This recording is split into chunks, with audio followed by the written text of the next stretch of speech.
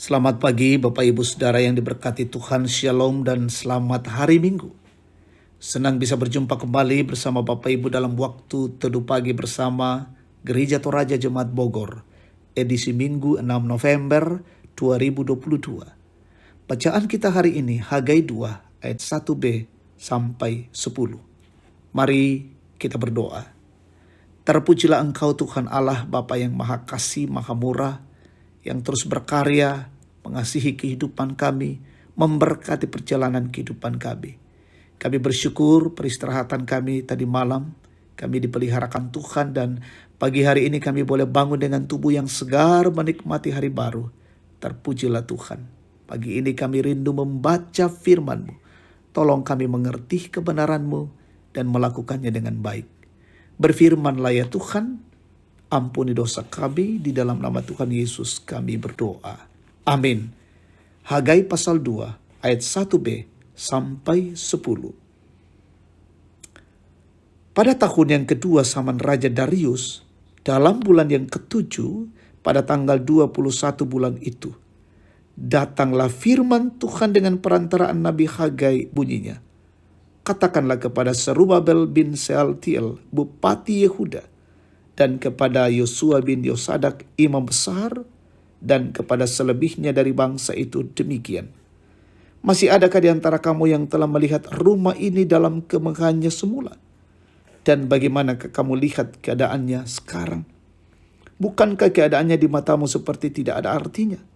Tetapi sekarang kuatkanlah hatimu, hai Serubabel. Demikianlah firman Tuhan. Kuatkanlah hatimu, hai Yosua bin Yosadak, imam besar. Kuatkanlah hatimu, hai segala rakyat negeri. Demikianlah firman Tuhan. Bekerjalah sebab aku ini menyertai kamu. Demikianlah firman Tuhan semesta alam. Sesuai dengan janji yang telah kuikat dengan kamu pada waktu kamu keluar dari Mesir. Dan rohku tetap tinggal di tengah-tengahmu. Janganlah takut. Sebab beginilah firman Tuhan semesta alam. Sedikit waktu lagi maka aku akan menggoncangkan langit dan bumi, laut dan darat.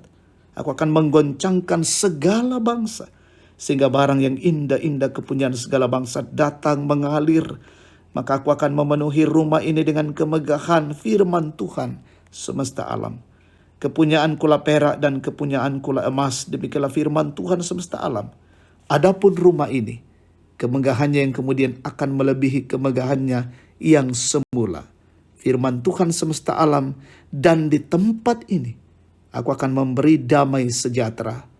Demikianlah firman Tuhan semesta alam. Amin. Tema kita hari ini, penyertaan Tuhan abadi. Saudara yang diberkati Tuhan, kejayaan masa lalu adalah sebuah kenangan yang sering diagung-agungkan. Beberapa orang memiliki kecenderungan menjadikan ukuran kejayaan masa lalu untuk menilai keadaan masa kini, disertai dengan anggapan bahwa yang dulu lebih baik dari yang sekarang. Kejayaan masa lalu sering menjadi beban karena dijadikan ukuran capaian masa kini. Padahal setiap kejayaan ada masanya dan setiap masa ada kejayaannya. Sejak umat kembali dari pembuangan, mereka segera melakukan pembangunan bait suci. Namun mengalami banyak kendala. Mereka menghadapi situasi sulit. Rakyat miskin dan para pemimpin patah semangat. Mereka berpikir bahwa bait suci yang mereka bangun tidak akan semegah bait suci yang dibangun Salomo. Bangsa menjadi ragu, apakah semua ini sungguh ada gunanya? Nabi menguatkan keyakinan mereka bahwa Tuhan ada bersama dengan umat. Ia akan menghalau musuh-musuhnya, bahkan dia yang akan mencukupkan kebutuhan pembangunan itu. Allah berjanji akan menyatakan karyanya di bait suci itu. Saudara-saudara, masa lalu memang sangat penting. Dengan masa lalu kita memiliki sejumlah pengalaman. Namun masa lalu dapat membebani kita jika kejayaan masa lalu membuat kita ragu dengan hasil yang akan dicapai dalam karya sekarang ini. Jika kemuliaan Tuhan menjadi prioritas dari setiap karya kita, maka tentu Dia yang akan memberikan hikmat bagaimana terus berkarya dalam hidup ini.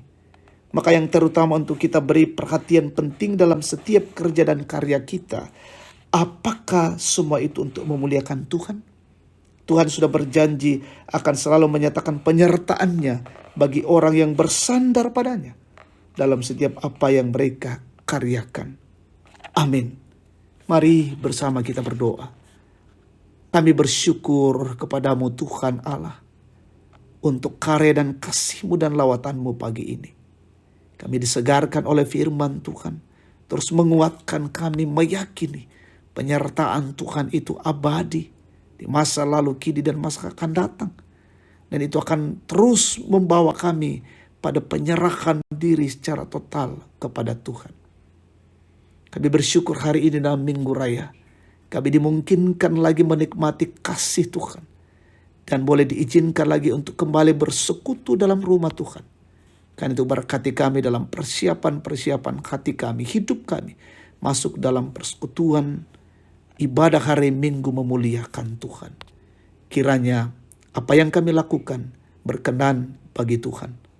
Kami berdoa pemerintah bangsa dan negara ini berkati pemimpin-pemimpin kami. Anugerahi hikmat kepada mereka. Karyakan kasih-Mu bagi mereka Tuhan.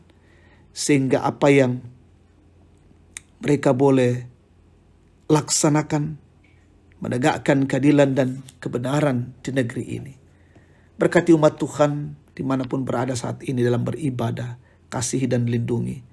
Berkati umat Tuhan yang sakit sembuhkan, yang berduka hiburkan, lalai sadarkan, yang bergumul teguhkan, kuatkan ya Tuhan.